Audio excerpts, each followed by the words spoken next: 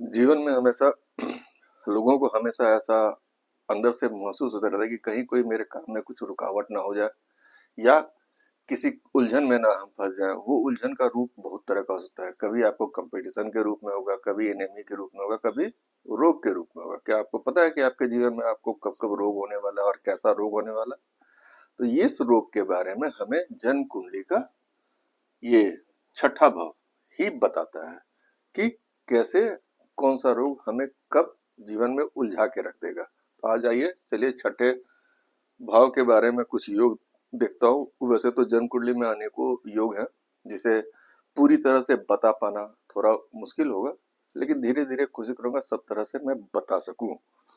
तो आइए पहला योग के बारे में बताता हूँ कि यदि खसठेस पापी ग्रह क्या क्या होता है? शनि, सूर्य, मंगल, राहु, ये चार पापी ग्रह हैं।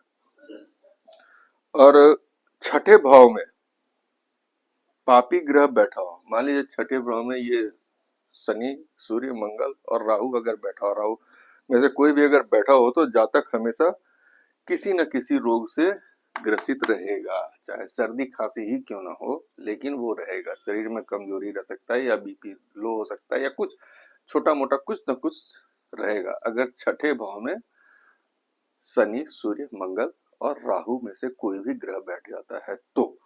अब आइए दूसरा योग बताते हैं।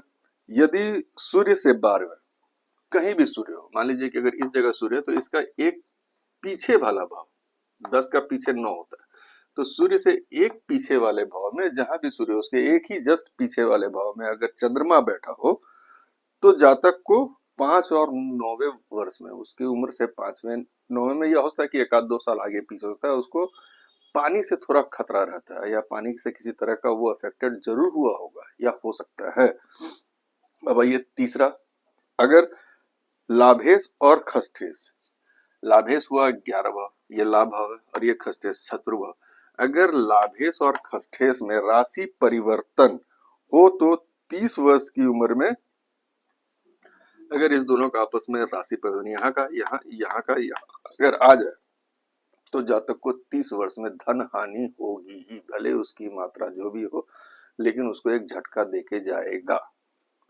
अब आइए सूर्य चंद्र का राशि परिवर्तन हो, मान लीजिए कि सूर्य और चंद्रमा का क्या होता है, 4 और 5 होता है। ये तो कालचक्र की, इसको छोड़ दीजिए। अगर आपकी कुंडली में जहां भी 4 5 हो, अगर दोनों आपस में सूर्य और चंद्रमा अगर आपस में बदल लिए हों तो खसठेस के बदल कर उसके ऊपर खसठेस, जो भी 6 नंबर में आपका राशि होगा उसका स्वामी का प्रभाव अगर उस पर है तो जातक को दमा, तपेदिक टाइप का रोग, सांस से संबंधित रोग होने की संभावना बनी रहती है।